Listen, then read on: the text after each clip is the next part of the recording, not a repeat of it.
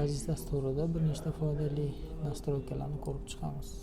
Birinchisi, mishkani oldi g'ildirak, ya'ni scrollni aylantirganimizda, oldiga aylantirganimizda modelimiz bizdan qochib ketyapti. Orqaga aylantirganimizda modelimiz bizga yaqinlashyapti. Odatda ko'p 3D boshqa dasturda ishlaydiganligi bu noqulay, chunki oldiga aylantirganda yaqinlashishi kerak, orqaga aylantirganda qochishi kerak. Bu yerda aksincha. Buni to'g'irlashimiz uchun basis nastroykasiga kiramiz. Parametri interfeysga kiramiz. Koeffitsient transfokatsiya. Shu yerdan 0.9 beramiz. Okey. Mana endi g'ildirakni oldiga aylantirganimizda yaqinlashadi, orqaga aylantirganimizda uzoqlashadi. Nega 0.9 berdik?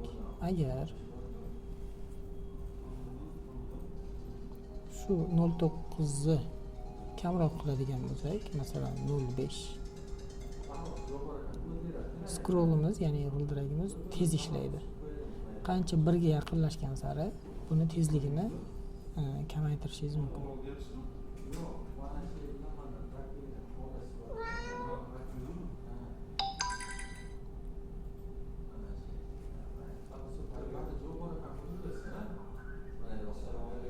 Keyingi nastroykamiz bu fon. Fonni odatda 160 ga 85 holatida ishlataman. Bu ko'zni toliqtirmaydi. Endi keyingi nastroyka. Xo'p, garaj klavishiga, ya'ni klaviaturaga modelni shaffof ko'rinishi va teksturali ko'rinishini bir-biriga o'tishini bog'laymiz. Ya'ni mana bu holatda. Biz odatda mishkada mana bu yerga olib kelib ishlatamiz. Buni klaviaturaga boylab olsa, yana ham tez bo'ladi, ish samaraliroq bo'ladi.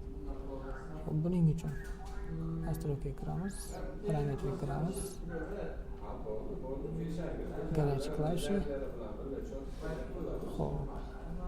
3D vid. Mana bu yerda mana tekstura liniyami.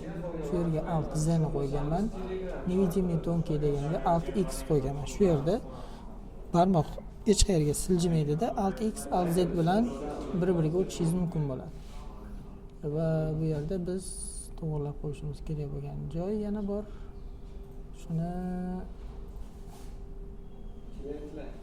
silver qo'yib ko'ramiz. Shunda ichki detalli, ichki chiziqlari yana ham oqishroq bo'lib ko'rinadi mana bu holatda.